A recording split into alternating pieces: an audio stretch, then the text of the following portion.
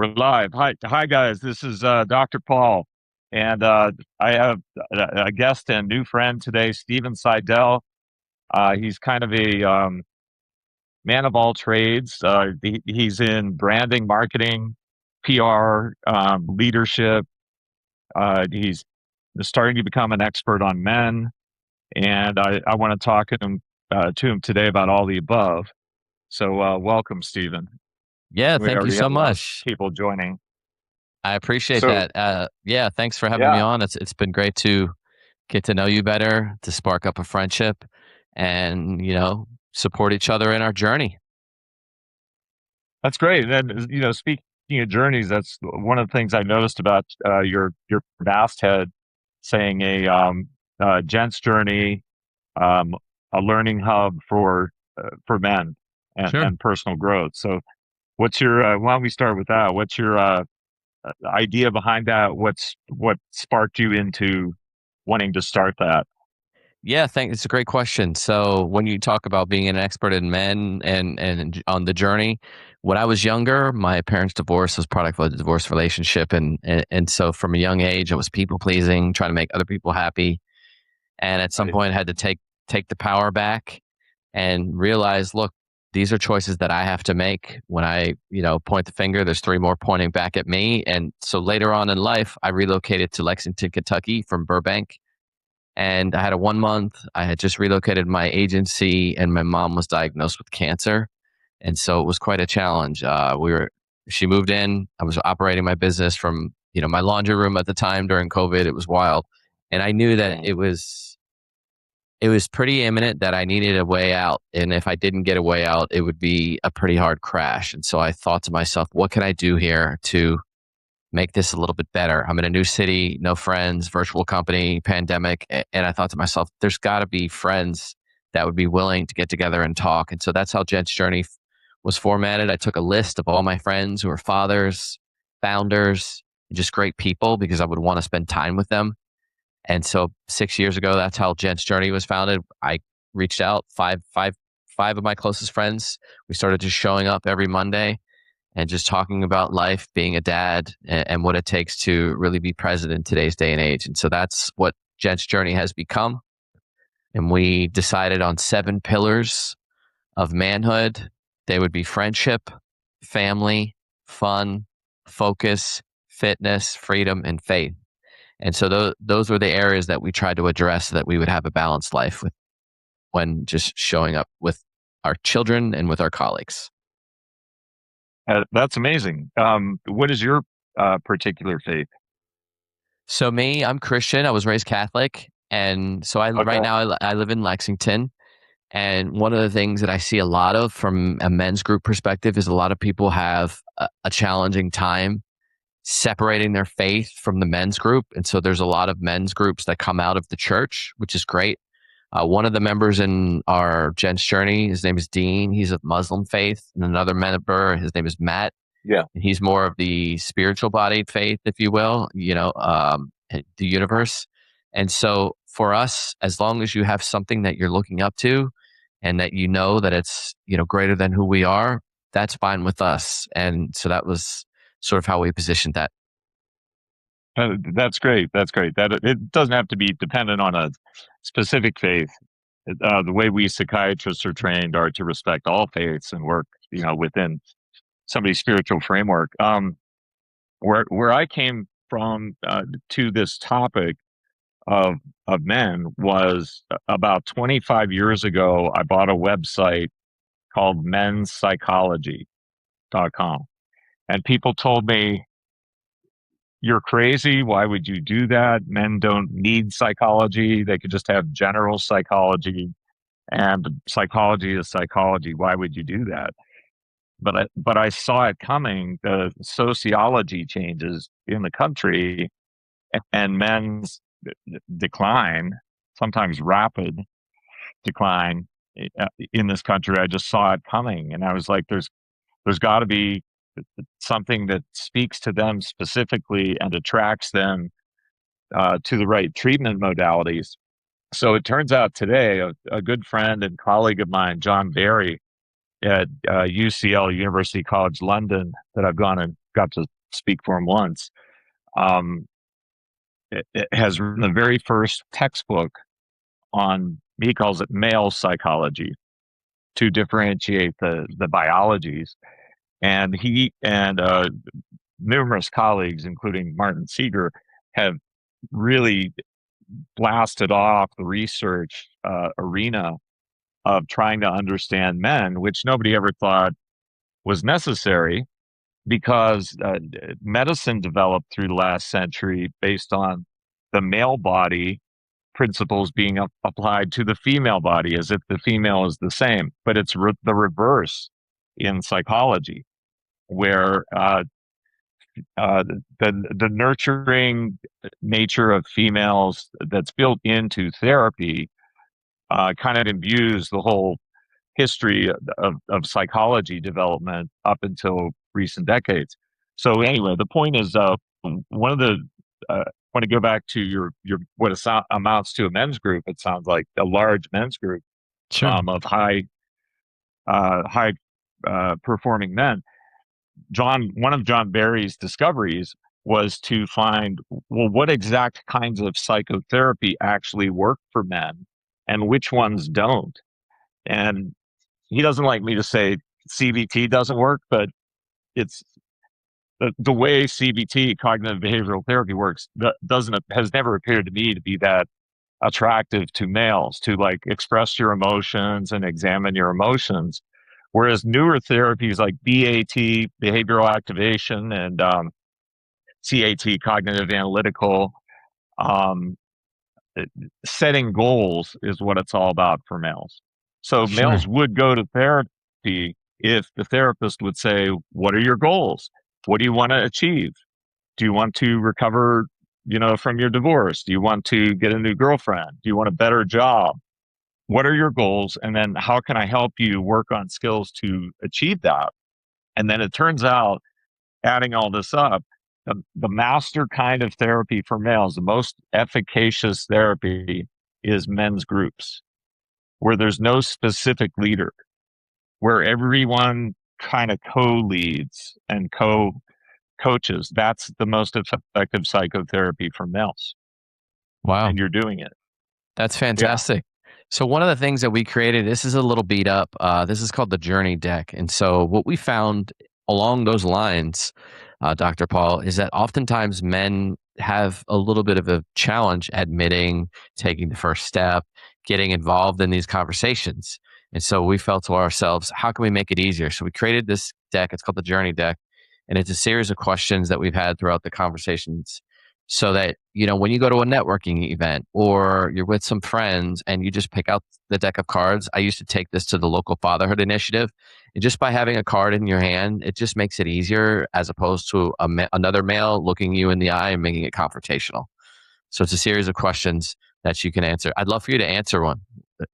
Tell me when to Oh, stop if okay, you're down. sure. No, no. Put me on the spot. That's fine. Tell I'm me used when. to that. Now. Okay, here's a great question. So the question is, how does it make you feel when you think about your dad?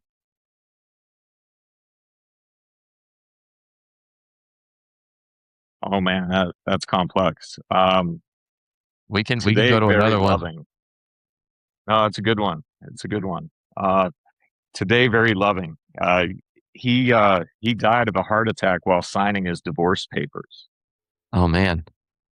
Wow. and that was the same week. I was way too young for marriage, but I was age 20, I believe, and engaged. And I lost my fiance the same week as my dad expiring. So it was a rough start to life and to college life.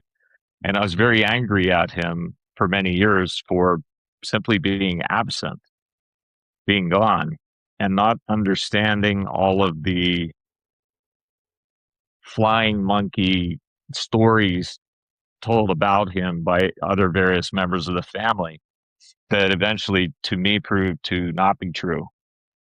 That he was devoted. He pretty much sacrificed his life for me to be able to go to college. He worked so hard, both teaching me as a math teacher, calculus teacher and also just as a hard worker and worked for U.S. Steel as well in Ambridge, Pennsylvania. Yeah. Um, so my feelings today are feeling very close to him because it took me 40 some years to have very similar life experiences to him to realize the level of sacrifice that he had done when I couldn't appreciate that in my 20s. Yeah. Yeah. That's amazing. I appreciate you sharing. And I feel I can relate as well. My dad was, that's kind of how I wanted to, my mission was to be a great father. My dad was often traveling. So these things that happen in our younger generation that put us on these paths, more is caught than taught. And we learn about all these things and it sends us in a new direction. So everything is a learning opportunity. I appreciate you sharing that, man. That's pretty special. So Well, that's, that's, yeah, I think something you just very interesting to me too, that your dad traveled a lot. And yeah, I have some perspective on that too. There tends to be, you know, how we were talking about how psychology has had the flavor of being very feminine instinct based because sure, of its nurturing nature, probably sure, in the first place. But another place that nurturing spirit, that maternal feminine spirit exists, is in the eyes of family court and how men are seen and women are seen as pretty much the same. They're parents, they're not different. And there tends to be an encouraging nature of spend a lot of time with your child, which I agree with so long as it's quality time. But I've also appreciated being a father and husband and having to travel a lot for work to make money for the household, that that is loving too. sure, Going out, 100%. men go out into the world to make their way in the world. It's like hunters and gatherers back in the day.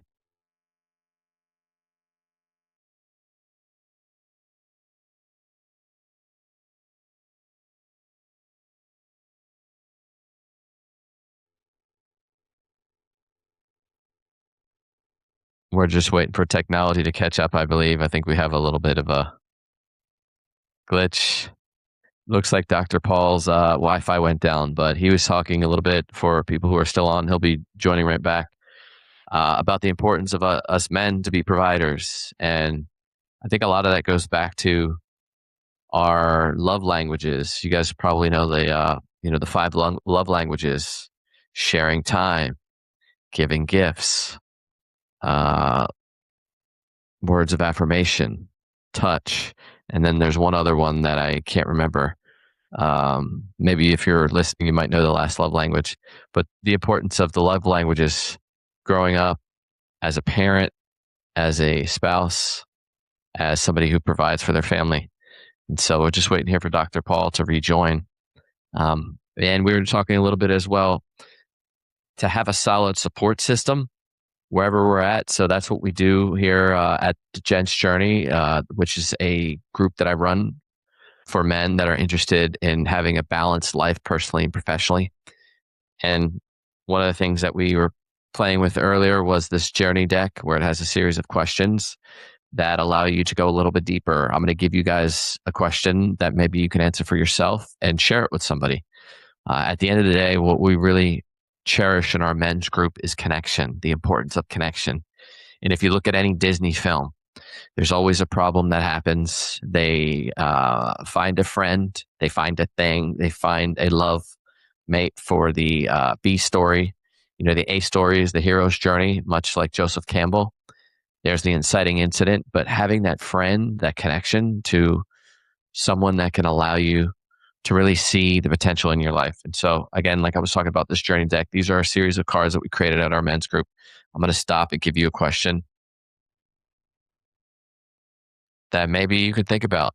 So this one's kind of fun. What is the craziest thing you've ever done and would you do it again? So in our men's group, one of the things that we talk about, and Dr. Paul is a close friend of ours, he joins us from time to time, is if it's fun, it gets done. So we try to find things that maybe take a little bit of risk taking. There's a phrase that we use often. Dr. Paul's about to join again, where we say, do it for the story. Like, what if you could have a great story and experience a great outcome?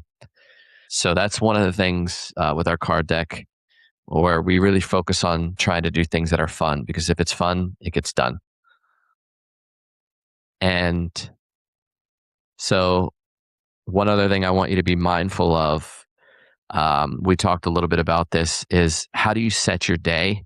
So when you're starting your day, are you setting a solid intention? So whether you're a husband, whether you're a wife, whether you're just a college student, wherever you're at, is like waking up and starting your morning strong. One thing that we focus a lot in our Gents Journey, it's gentsjourney.co if you want to check it out, is really setting a solid intention in the morning.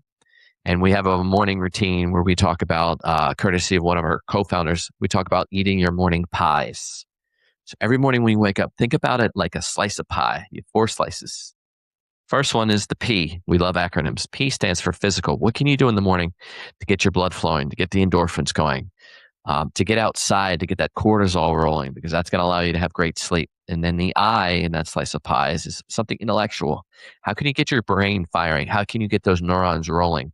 And wherever you're at right now, it could be later on a Sunday, it could be a fun day Sunday where you're relaxing, but how can you get your brain clicking? You could try Wordle, you can read a book, you could do some trivia.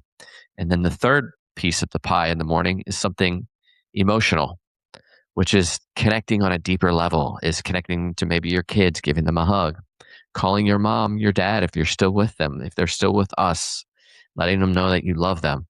And then the last thing that we do in the morning is something spiritual.